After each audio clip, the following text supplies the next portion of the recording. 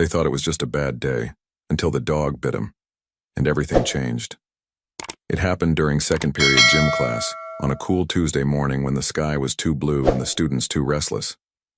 Coach Brent had been with the school for less than 3 weeks, a tall, well-built man with a charming voice and an easy smile that made parents relax and students follow directions. No one knew much about him, and no one thought to ask. But Lex did. Lex was a canine dog assigned to the middle school as part of a community safety outreach program. Part Belgian Malinois, part mystery, he had been specially trained to detect drugs, firearms, and threats that couldn't be seen with the naked eye. He'd been around the students for months, calm, loyal, precise, a quiet guardian. That's why what happened that morning was so shocking.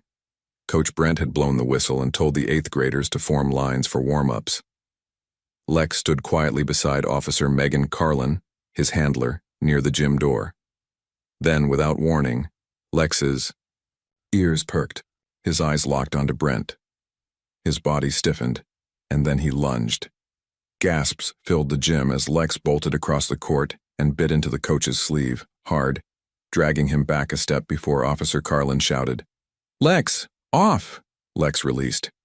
But he stood growling, low, guttural, not the sound of a mistake, but of warning. Coach Brent stumbled back, eyes wide, face pale. "What the hell is wrong with that dog?" he barked, gripping his torn jacket. "Is he even trained?" Officer Carlin was already grabbing Lex's leash, pulling him close. "He's trained, extremely trained," she said sharply, scanning the coach's arm. The bite hadn't broken skin, but it had torn the fabric clean through. "You okay?" She asked him carefully. I think so. It was just the jacket," Brent muttered, but his eyes were darting, calculating. Students whispered, a few stifled laughs, but most just watched in stunned silence. Principal Hargrove stepped in, face tight. "We'll handle this professionally. Officer Carlin, you'll file an incident report. Coach Brent, you should get checked at the nurse's office." "Yeah," he said, dusting himself off. "Yeah, okay." But Lex didn't move. He stood there facing the coach, tail low, body rigid, watching. And that's when Emily started to worry. Emily Tran had never seen Lex act like that. She was in 8th grade, soft-spoken, observant, the kind of student teachers called quietly brilliant. She'd spent hours with Lex after school as part of the Animal Welfare Club. He knew her. She knew him, and Lex didn't bite without reason. That night, Emily replayed the scene in her head. The way Lex's muscles had locked, the way his bark had changed, more primal, more warning than aggression. It wasn't fear. It wasn't confusion. It was purpose. Still, everyone else seemed to want to move on. Coach Brent didn't press charges. Officer Carlin was asked to keep Lex off the gym floor until the school board sorted things out. The principal sent out a letter to parents explaining it was a training oversight. But Lex's instincts were rarely wrong, and Emily couldn't let it go. The next day at lunch, she sat with Officer Carlin near the school garden. Lex lay beside them, eyes half closed, but his ears twitched every time the gym door opened in the distance. "Did you believe him?" Emily asked. Carlin looked over. "Coach Brent?" Emily nodded. The officer hesitated. "No," she said finally, "but I don't have evidence, and this school doesn't want headlines." "But—" Lex bit him, Emily whispered. "Exactly. Which means we're going to find out why. If you believe dogs have a sixth sense for danger, you're going to want to see what Lex uncovers next. Make sure you subscribe to Heroes for Animals to follow this true-to-life journey where one canine's instincts could save lives." Back inside the building, Coach Brent walked the halls like nothing had happened. But now, Emily noticed things. He never made eye contact with Lex.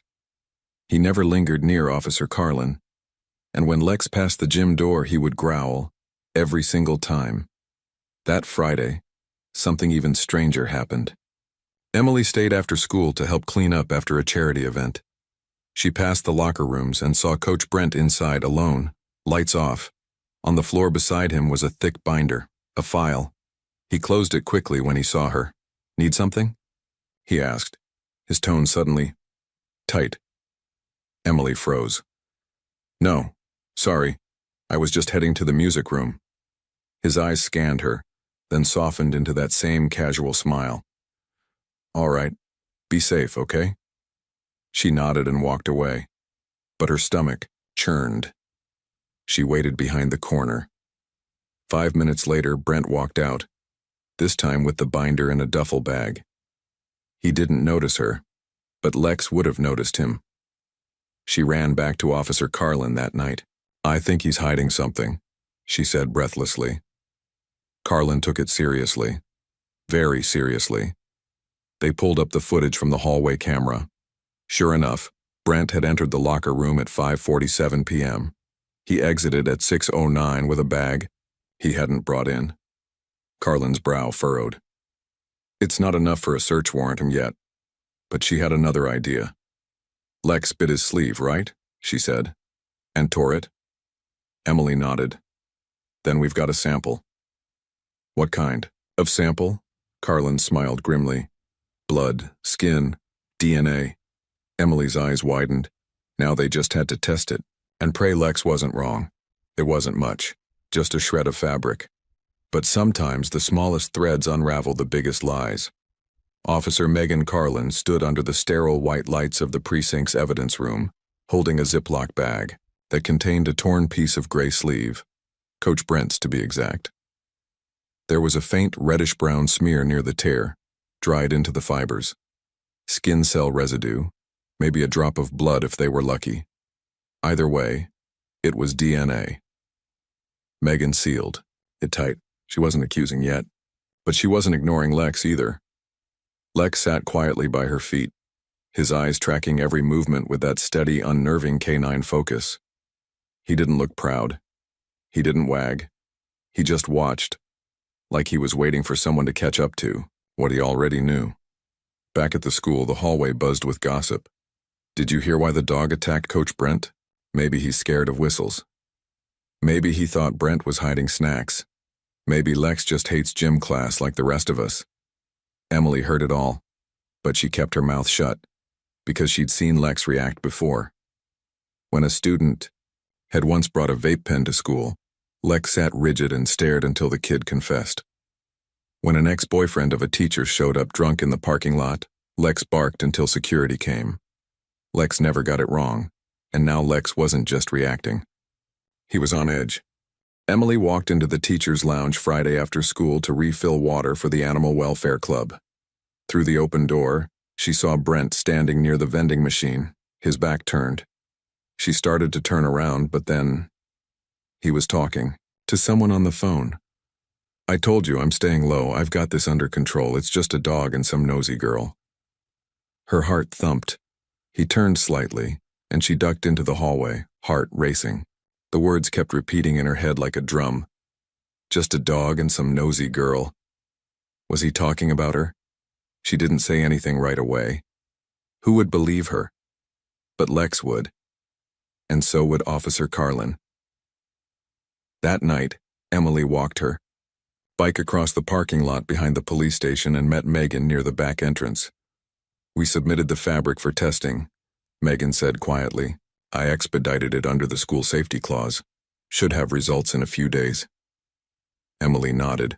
She glanced down at Lex, who was seated calmly, but his ears twitched every few seconds. "Why would he be afraid of a gym coach?" Emily asked. "He's not carrying anything. He's not dangerous, and right?" Megan hesitated. "There are some things you can't see with your eyes." "Like what?" "History. On Monday morning, things felt off. Coach Brent was in early, too early. When Emily passed the gym on the way to science class, she saw him through the window, pacing in slow circles. He looked agitated, pausing now and then to stare at the floor, like trying to remember something. Later that day, when the Animal Club met in the library, Lex walked past the gym again. He stopped dead in his tracks. A low growl rumbled from his chest. His body stiffened. his nose tilted upward like he had just caught a scent. Emily had seen that look before. Lex wasn't just alert, he was tracking. That night, Megan checked the surveillance footage again. It showed Brent lingering in the girls' locker room hallway longer than any male staff had a reason to. He claimed he was checking for a broken vent. But the custodian had reported no problems. She added it to her file. Then around 10:47 p.m., her phone buzzed. The DNA results were in. The name wasn't Brent Matthews, it was Peter Callahan. Former youth sports coordinator, charged in 2016 for child exploitation and sexual misconduct in Idaho, released on bail, fled, never found, until now. The blood on the jacket sleeve matched the national database profile for Callahan. Megan's breath hitched. She didn't waste a second. The department sprang into quiet motion. They couldn't risk spooking him, especially on school grounds. A warrant was issued. A plainclothes team was dispatched to the area, and Officer Carlin pulled Emily aside the next morning. "I need you to stay close to staff today. No wandering alone." Emily blinked. "Why?" "We're acting on a tip. That's all I can say." Lex paced near the front entrance all morning. He wasn't whining, but he wasn't calm either. He kept checking the doors, his tail down, nose twitching. Then it happened. Around 11:23 a.m., Coach Brent didn't show up for third period. Instead, security reported the equipment closet in the field house had been left ajar. Inside, they found his gym jacket, a prepaid phone, and a half-packed duffel bag with a burner license plate. He knew. He was trying to run. Megan sprinted to the parking lot with 2 officers. Lex led the way. The scent was strong. Brent had passed through less than 10 minutes ago. Lex followed the trail past the school fence into the wooded greenbelt just beyond the track field. Emily watched from the classroom window, her heart hammering. Don't let him get away. Please don't let him get away. What happened next would make headlines. Lex found Callahan, hidden behind a utility shed a mile from campus, crouched low, trying to swap his shirt. He had a knife in his hand. Lex didn't hesitate. He barked, a warning fierce and sharp. Then he lunged and pinned the man's arm to the ground until the officers arrived seconds later. Peter Callahan was arrested without further resistance. His fingerprints, ID, and DNA matched. He was done running. Back at school, the announcement was simple. Coach Brent will no longer be working with our school. For privacy reasons, we cannot provide further details. Please contact administration. With concerns, but the students knew something big had happened. Emily sat on the front steps with Lex that afternoon. "You did it," she whispered, stroking the fur behind his ears. "You knew. From day one." Lex rested his head on her knee, eyes closed. Megan approached, holding 2 sodas.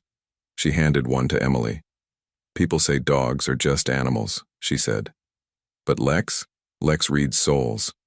Emily looked at Lex again and smiled softly. "He saved us before we even knew we needed saving. You'd think once the danger was gone, everything would go back to normal. But fear doesn't leave with the threat. It lingers, especially when it wore a friendly face." By the end of the week, Coach Peter Callahan's name had disappeared from the staff directory, his locker emptied, his gym whistle gone. But the unease he left behind clung to the halls like a shadow no one wanted to talk about. Some kids still joked, tried to lighten the mood. "Guess Lex is getting a medal, huh? Can we get a K9 in every class now? Bet the next gym teacher's going to be scared of his own dog." But others, especially the quieter students, moved a little slower, watched adults more carefully, sat closer to exits.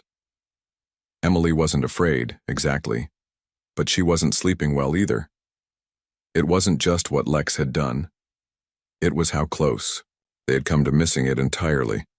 Lex, on the other hand, was calm, confident. He walked the school grounds like he'd re-established order, tail steady, ears alert, but relaxed. It was like he knew he'd done his job, and he didn't need thanks to feel complete. But Emily wanted him to know anyway. She visited him every afternoon, slipping out after her last class to meet Officer Carlin near the school's resource center. Lex would perk up the second he saw her, then flop down in the grass like he'd just been waiting for her to talk. "I thought you were just a regular dog," she said one afternoon, running her fingers through his thick coat. "But you're something else." Megan Carlin smiled from the bench nearby. "He's good at reading people," she said. "Better than I ever was." Emily hesitated, then asked, "How did he know? What made him react like that the first day?" Megan glanced at Lex, then looked back at Emily. "Dogs like Lex don't respond to what someone says. They respond to what they are. Fear, shame, intent. Those leave scent trails too. Our brains can't detect it, but their noses. It's like reading a book." Emily blinked. "So, he smelled guilt? Maybe. Maybe it was adrenaline. Maybe it was that man's past catching up with him. Whatever it was, Lex knew something was off. He always does." That night, Emily sat with her parents at dinner. They didn't usually talk about school, but tonight they did. Her mom put down her fork and said, "Sweetheart, I need to ask, did anything ever happen? Between you and Coach Brent?" Emily froze. "No, nothing like that." Her dad reached across the table and touched her hand.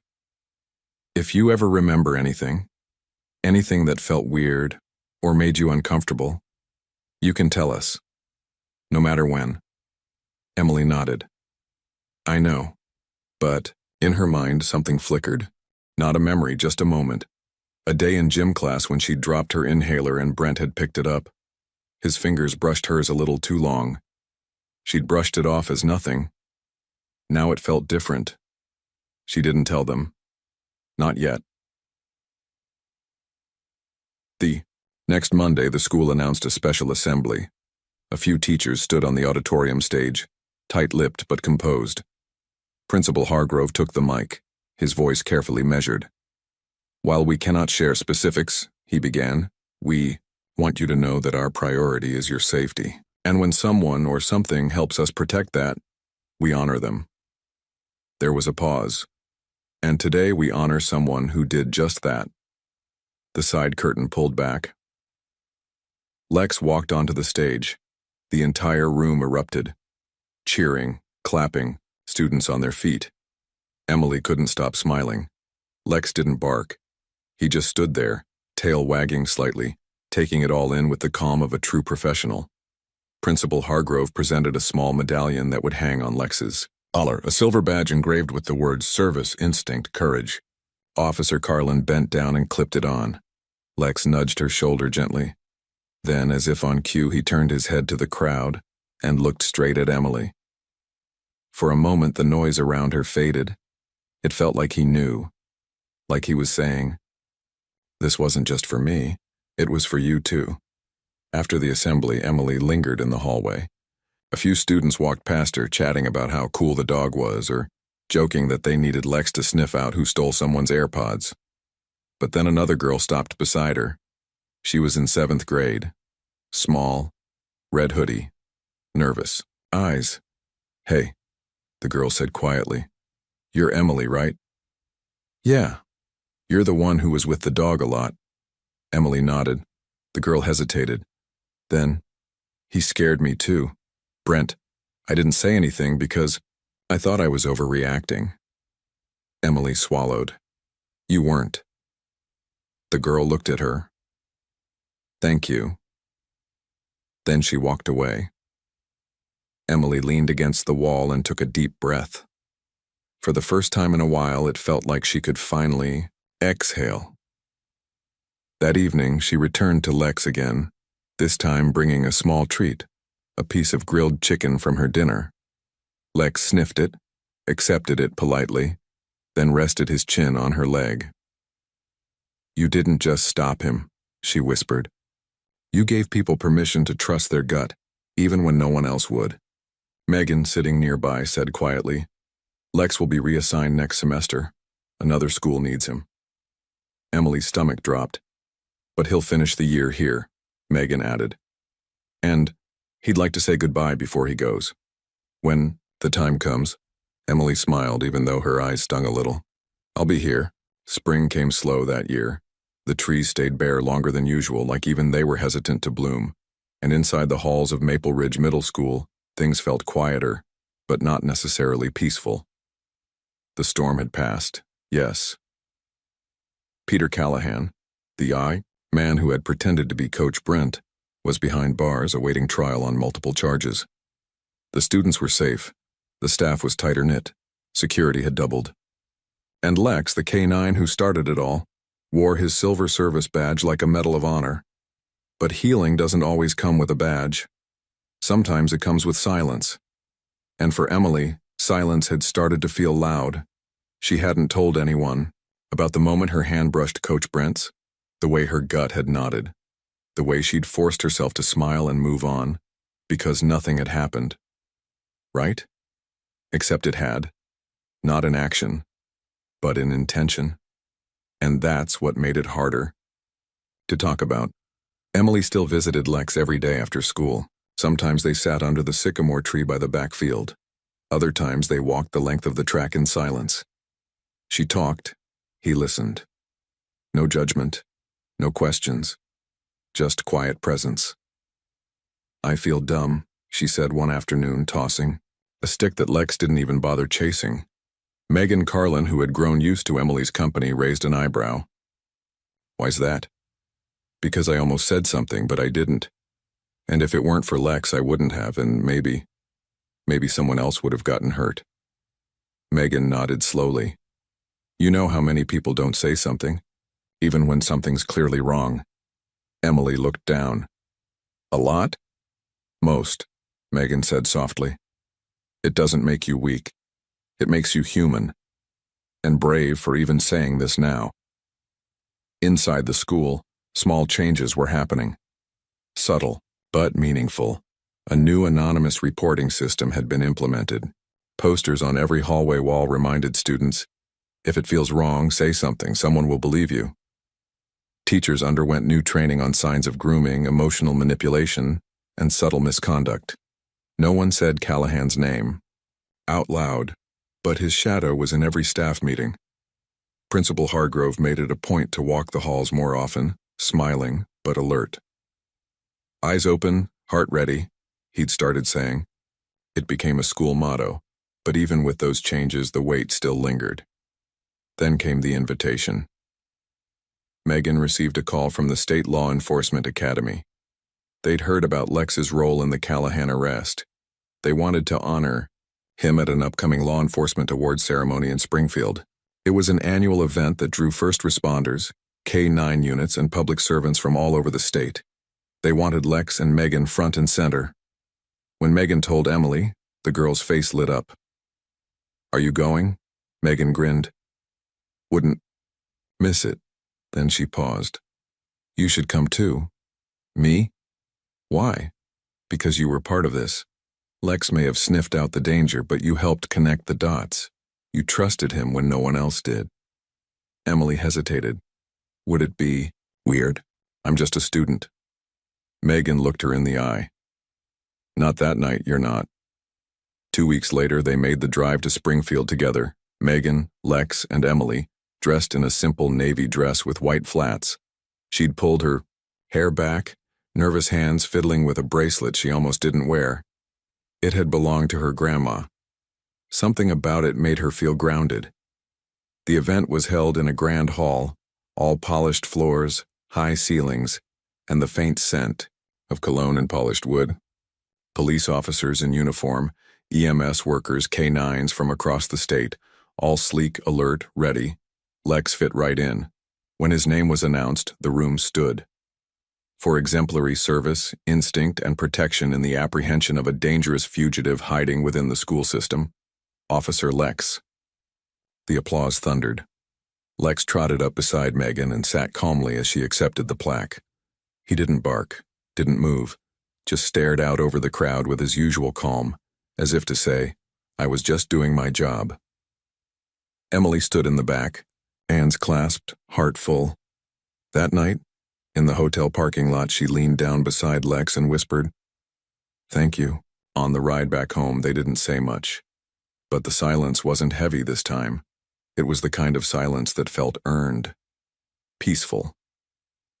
That weekend, Emily sat in her room writing a letter she didn't intend to send. It started with, "To the girl who doesn't know if she should speak up. This is for you." She poured it out. Every fear, every half-second of doubt, every time she'd questioned her gut. She wrote about Lex, about the way he barked when no one else noticed anything, about the way the air in the hallway had shifted the moment Brent arrived. She ended with, "Sometimes the first hero in your life doesn't wear a cape or a badge. Sometimes he has 4 legs, brown eyes, and a bark that says, 'I've got you,' before you even know you're in danger." She didn't sign it, but she folded it up, tucked it into her locker the next morning, and taped a small note to the door that read, "If you're scared, start here." She didn't check to see if it was ever taken. She didn't have to. The school year began to wind down. Spring finally burst through with color. Flowers bloomed along the walkways. Seniors took their cap and gown photos. Middle schoolers dreamed of summer break. And Lex? Lex still walked the halls, calmer now. Students petted him, teachers smiled. He didn't growl at doors anymore, just wagged when he saw his favorite people. But his time at Maple Ridge was almost over. Another school district, one with rising concerns about student safety, had requested his assignment. Officer Carlin agreed. It was hard to say no when the need was so real. When Emily found out, she didn't cry, not right away. She just nodded. "They need him more," she said. But that afternoon, under the sycamore tree, she brought him his favorite treat. Grilled chicken, still warm. "Go be their hero," she whispered. "You already saved me." Lex took the chicken gently, sat beside her for one last hour, and when he stood, he nudged her shoulder. Just once. Just enough. The last week of school always feels like a dream. Everything's winding down, but emotions run high. Like summer freedom and quiet grief are dancing. In the same hallway, for Emily Tran.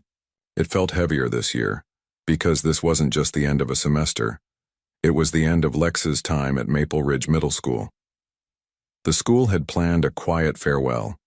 Nothing flashy, just a small thank you ceremony in the courtyard. They didn't want to make it too emotional for the younger students, but Emily already knew she wouldn't make it through without tears. "Do you think he knows he's leaving?" she asked Officer Carlin as they sat beneath the sycamore tree one last time. Megan looked down at Lex, who was laying across the grass with one paw over the other, watching butterflies drift past like he had all the time in the world. "I think he knows things are changing," Megan said, "but he's okay with it. He did what he came here to do." Emily nodded, but her throat tightened. That afternoon, students gathered under the shade near the flagpole. The principal spoke first, offering a short message of appreciation. Mentioned courage, service, and unseen protection.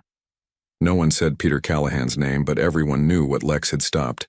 Then Officer Carlin took the mic. She didn't read a speech. She didn't need to. "This dog saved your lives," she said simply. Maybe not in the dramatic movie-style way you see on TV, but by sensing danger before it happened, by forcing us to look closer when something didn't feel right. Lex trusted his instincts, and then we learned to trust him too. She looked out across the students and staff. "That's not something you forget." Emily swallowed hard. The moment felt like the last line of a story, but she wasn't ready to turn the page. After the ceremony, Lex stayed behind in the field for one last walk around campus.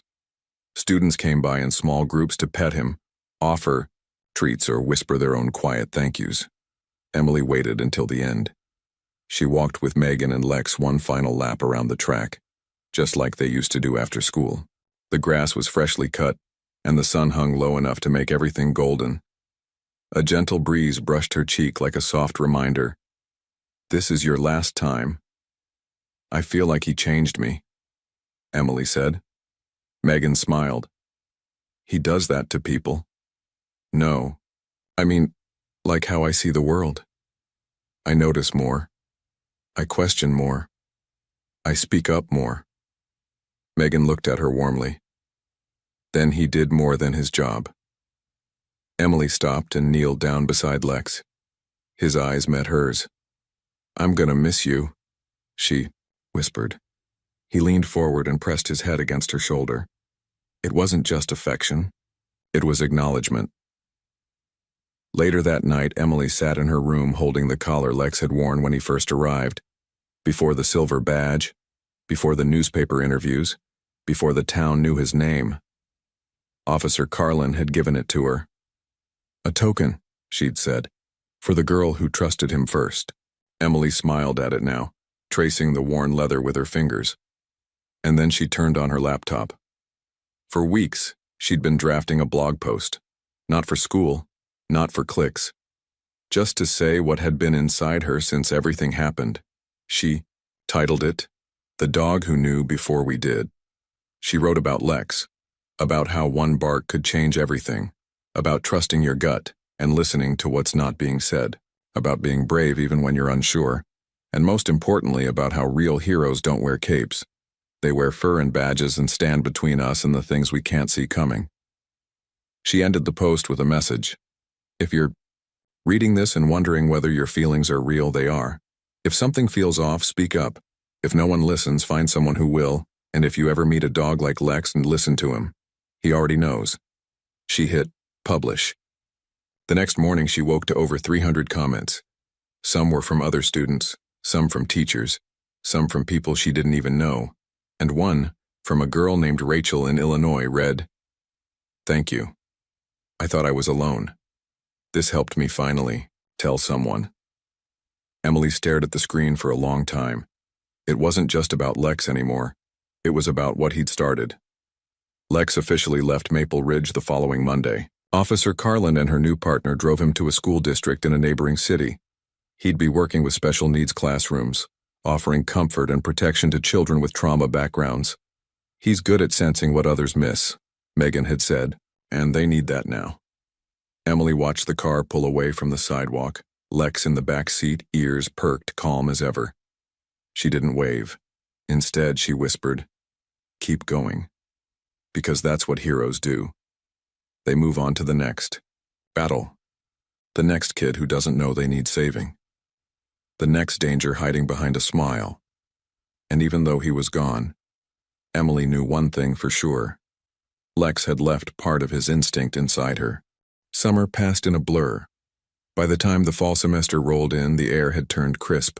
Backpacks looked new again, and Emily Tran, now in high school, walked the crowded hallway with a new kind of awareness. She noticed things more now. The way kids glanced nervously before speaking. The teachers who smiled too hard. The moments when silence seemed to stretch just a little too long. It wasn't paranoia. It was clarity.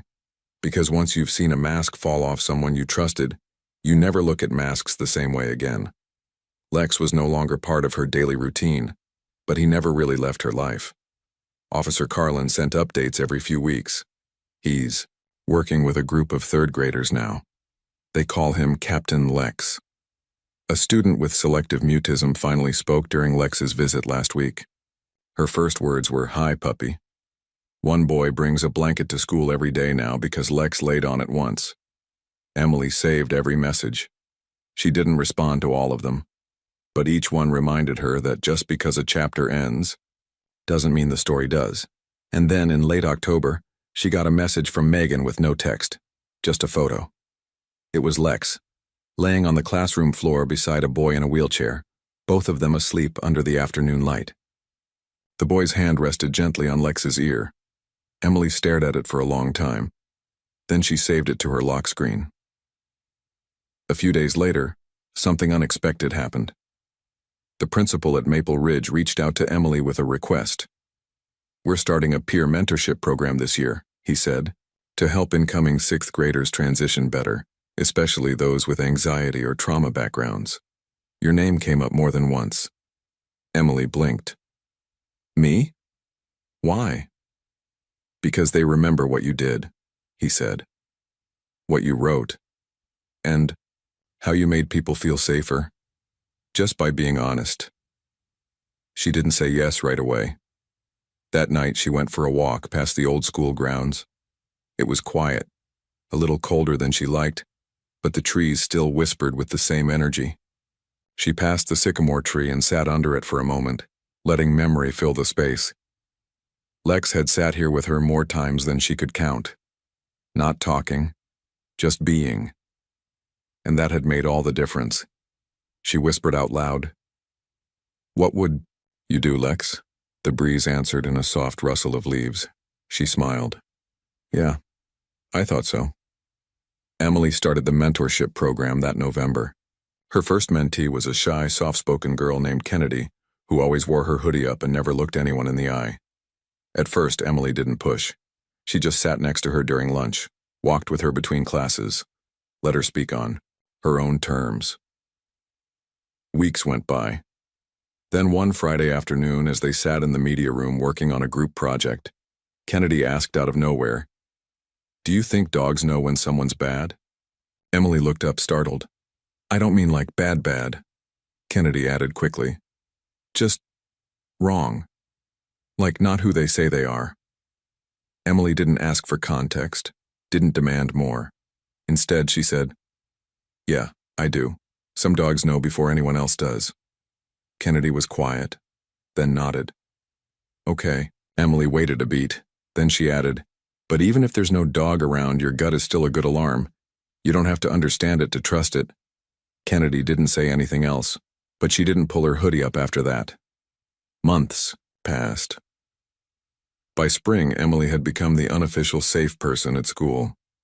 Kids she didn't even know would come sit near her in the courtyard. Teachers left her in charge when someone had a panic attack or got overwhelmed during a fire drill. She didn't see it as a burden. She saw it as a legacy, not hers. Lex's. One afternoon, while organizing files in the peer mentor office, she found a drawing taped to the inside of a cabinet. It was of a dog, big, brown, calm, standing in front of a school building. Next to it were 3 words written in a child's handwriting. He protected us. Emily took the paper down and folded it gently.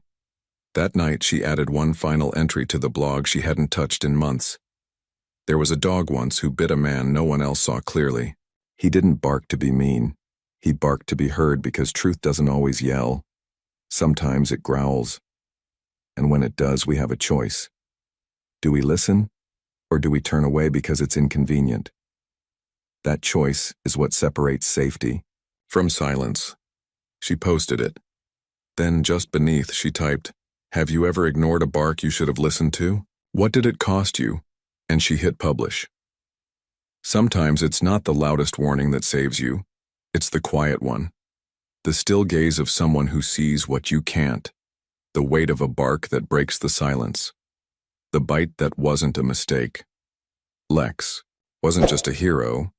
He was a mirror, reflecting who we trust, who we doubt, and how we listen to what can't be spoken.